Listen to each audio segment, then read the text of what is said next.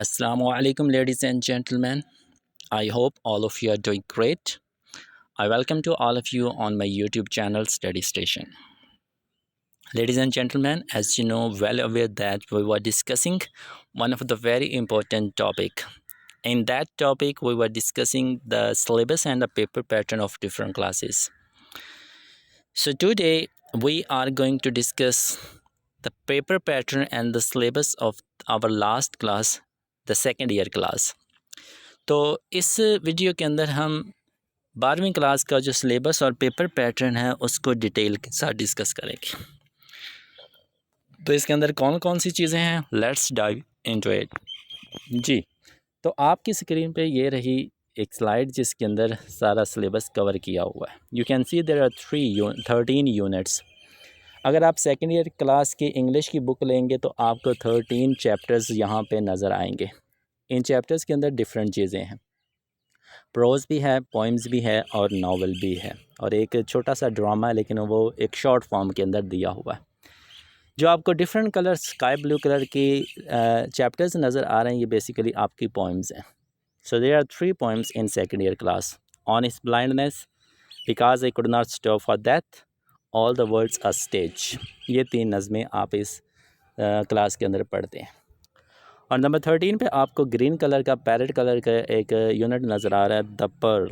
It is a novel. ये एक novel है जो कि मिस्टर चिप्स की जगह आया है।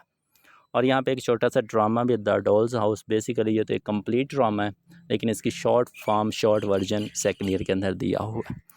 तो ये बच्चे 13 चैप्टर्स हैं जो क्लास के अंदर आप रीड आउट करते हैं थॉरली, और इसके अंदर से आपका पेपर आता है। जब आप बुक 1 टेक्स्ट बुक कंप्लीट कर लेते हैं तो उसके साथ ही आपको एक और बुक दी जाती है, बुक बी, जिसके अंदर से आप डिफरेंट चीज़ें डिस्कस करते हैं। उन डिफरेंट चीज़ों के अंदर आपको मिलते हैं जी idioms, essays, paragraphs, correction and preposition. ये किस किस तरह की आती है देखें। सेकेंड ईयर के अंदर जो आपने इडियम्स करने होते हैं वो करने होते हैं आलमोस्ट A to Z। 300 होता है या 300 अबव प्लस होते हैं, ये इडियम्स आपने याद करने होते हैं। इडियम्स के बाद आप बारी आती है जी एसेस की। वही ऐसे जो आप 10th क्लास के अंदर डिस्कस करते थे।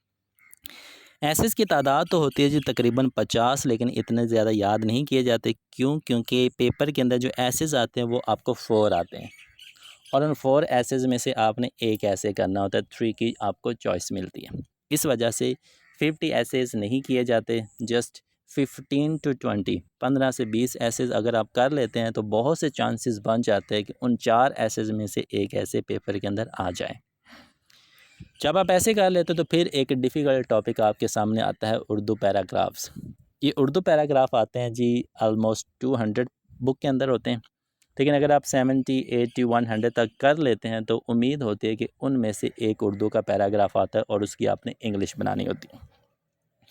अब ये जो पार्ट है ये बहुत डिफ़िकल्ट पार्ट है, क्योंकि सारे पैराग्राफ्स करने के बावजूद भी जो टीचर्स हैं या जो स्टूडेंट्स हैं वो श्योर नहीं होते कि उन पैराग्राफ्स के अंदर से ही पेपर के अंदर आएगा। So you have to make your sentences strong.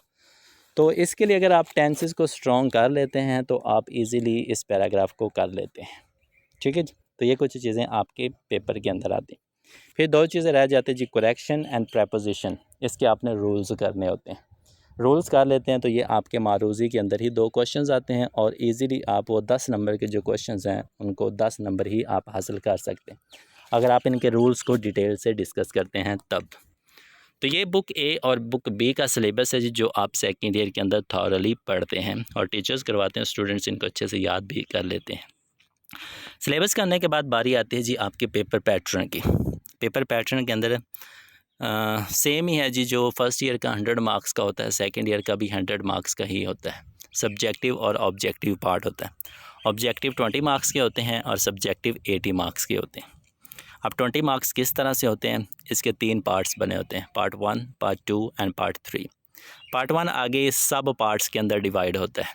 Part 1 के अंदर 10 मार्क्स होते हैं। 10 मार्क्स 3 हिस्सों में डिवाइडेड होते हैं, और तीनों हिस्सों में ही सिनोनिम्स ही आपने करने होते हैं। अगर आप बुक देखें तो उसके टोटल 13 चैप्टर्स हैं। लास्ट चैप्टर आपका नावल का है, वो निकाल दें तो पीछे 12 चैप्टर्स रह जाते हैं। इन 12 चैप्टर्स के आपने 2 हाफ्स बना लेने हैं। पहला हाफ़ और दूसरा हाफ़ 6 चैप्टर्स का। पहले जो 4 MCQs आएंगे वो आपको पहले 6 चैप्टर्स के अंदर से आएंगे, फिर जो 3 MCQs होंगे वो अगले 6 चैप्टर्स में से आएंगे, और जो आपका नावल होगा, नावल के अंदर से 3 मार्क्स के MCQs आएंगे। तो इस तरह 10 मार्क्स के आपके MCQs सिनोनिम्स के अंदर से आते हैं। जब आप सिनोनिम्स कर लेते हैं तो उसके बाद बारी आती है जी आपकी प्रेपोजिशन की। इन, ऑन, एट, ऑफ, अंडर, ये सारे आपने करने होते हैं, इनके रूल्स होते हैं। रूल्स याद कर लेंगे तो ये आप 5 मार्क्स आराम से हासिल कर सकते हैं। अब यहाँ पे भी एक इशू आता है कि रूल्स करने के बाद भी पेपर के अंदर हमें पता नहीं चलता कि कौन सा प्रेपोजिशन हमने कहाँ पे लगानी है। तो इसके लिए बुक बी के ऊपर कुछ सेट्स दिए होते हैं, उन सेट्स को अगर आप याद कर लेते हैं तो वो उनके अंदर से ही आते हैं। तो आई विल रिकमेंड यू कि आप रूल्स करने के बजाय उन सेट्स को कर लें तो वो ज़्यादा बेहतर हो सकता है, क्योंकि वो बहुत ज़्यादा तादाद में दिए हुए हैं। एंड आफ्टर डैट तो आपका आ जाता है जी लास्ट पार्ट 3, जिसके अंदर करेक्शन होती है।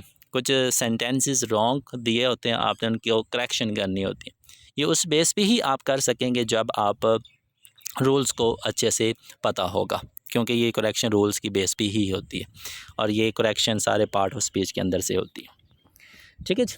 तो ये आपका 20 मार्क्स का ऑब्जेक्टिव होता है। जब आप ऑब्जेक्टिव कर लेते हैं तो फिर आपका सब्जेक्टिव दिया जाता है, जो कि आपने 2.5 घंटे के अंदर पूरा करना होता है। जो आपको सब्जेक्टिव मिलता है, इसके 2 सेक्शंस बच्चे आपको मिलते हैं, सेक्शन 1 एंड सेक्शन 2। सेक्शन 1 के अंदर भी 40 मार्क्स होते हैं, सेक्शन 2 के अंदर भी 40 मार्क्स होते हैं, और 20 मार्क्स आपके MCQs के। तो इस तरह 100 मार्क्स आपके मुकम्मल होते हैं। सेक्शन 1 के अंदर आपको 4 क्वेश्चंस दिए होते हैं। क्वेश्चन 2 से स्टार्ट होता है जी, सारे के सारे क्वेश्चन आंसर ही होते हैं। पहला जो हाफ है चैप्टर्स का 1 से 6, उसके अंदर आपको 8 क्वेश्चंस दिए जाते हैं। उन 8 में से आपने 5 करने होते हैं, और एक क्वेश्चन 2 मार्क्स का होता है। तो 10 मार्क्स के आपके पहले 6 चैप्टर्स के अंदर से आते हैं सवालात। फिर आते हैं जी 8 क्वेश्चंस आपके सेकंड हाफ के अंदर, 7 to 12 चैप्टर्स के अंदर से। उसके अंदर से भी सेम 8 ही क्वेश्चंस आते हैं, आपने 5 करने होते हैं, 10 मार्क्स के वहाँ पे आते हैं। फिर आ जाता है जी आपका नेक्स्ट क्वेश्चन आंसर। ये क्वेश्चन आंसर आते हैं जी आपके नावल के अंदर से। नावल के अंदर से भी 8 ही क्वेश्चन आते हैं, 5 ही करने होते हैं। 3 पार्ट्स आपने बनाने हैं जी 13 चैप्टर्स के। उसके अंदर से 8 क्वेश्चन आते हैं, आपने 5 क्वेश्चन करने होते हैं, और 10 मार्क्स के आपके ये क्वेश्चन आंसर आते हैं। तो 30 मार्क्स के आपके क्वेश्चन आंसर आते हैं। जब आप क्वेश्चन आंसर कर लेते हैं तो क्वेश्चन नंबर 5 आता है जी। 3 पोइम्स हैं, जो उनका एक स्टैंजा आएगा, उस स्टैंजे को आपने एक्सप्लेन करना होगा रेफरेंस टू द कॉन्टेक्स्ट, और ये 10 मार्क्स का आता है। ये बहुत ईजी है 10 मार्क्स हासिल करना। अगर आप थॉरली पोइम्स को पढ़ते हैं तो आप इजीली इनको एक्सप्लेन भी कर सकते हैं। तो इस तरह से 40 मार्क्स आपके सेक्शन 1 के अंदर से बनते हैं। जैसे सेक्शन 1 मुकम्मल होता है तो आप सेक्शन 2 की तरफ आ जाते हैं। सेक्शन 2 स्टार्ट होता है आपके क्वेश्चन नंबर 6 से, और सेक्शन 2 का आगाज़ होता है ऐसे से। आपको ऐसे के क्वेश्चन आता है, 4 ऐसेज दिए गए होते हैं। उन 4 ऐसेज में से आपने सिर्फ एक ऐसे करना होगा, और वो एक ऐसे 15 मार्क्स का होगा। बहुत ही इजी है, अगर आप ध्यान से करेंगे तो ये 15 मार्क्स के अंदर से आप अच्छे खासे मार्क्स हासिल कर सकते हैं। जब बच्चे ऐसे कर लेते तो फिर आपके आते हैं जी ईडियम्स। जो आपने 300 प्लस ईडियम्स किए होते हैं ना, उसके अंदर से 8 ईडियम्स आते हैं। 8 में से आपने 5 करने होते हैं, और 5 जो ईडियम्स है वो 10 मार्क्स के। इट मीन्स कि एक ईडियम 2 मार्क्स का होता है। 10 मार्क्स ये भी बहुत ईजी होते हैं, बहुत ही इंटरेस्टिंग ईडियम्स है। और लास्ट जो क्वेश्चन आता है वो आता है जी आपका पैराग्राफ का। उर्दू का एक पैराग्राफ दिया जाएगा, जिस तरह 10th क्लास के अंदर आपको दिया जाता था, उसके आपने इंग्लिश ट्रांसलेशन करनी है। ये बहुत ही इजी होता है, लेकिन डिफ़िकल्ट भी उतना ही होता है। तो ये 15 मार्क्स का होता है। ये फ़ायदा इसका मिलता है कि अगर आपको आ जाए तो आपको 15 मार्क्स भी आप गेन कर सकते हैं। तो ये है जी आपका पेपर पैटर्न। मोटी मोटी सी चीज़ें हैं, बड़ी बड़ी सी चीज़ें हैं। आराम से आप 80 प्लस या 90 के करीब मार्क्स हासिल कर सकते हैं, अगर आप थोड़ा सा ध्यान से पढ़ते हैं।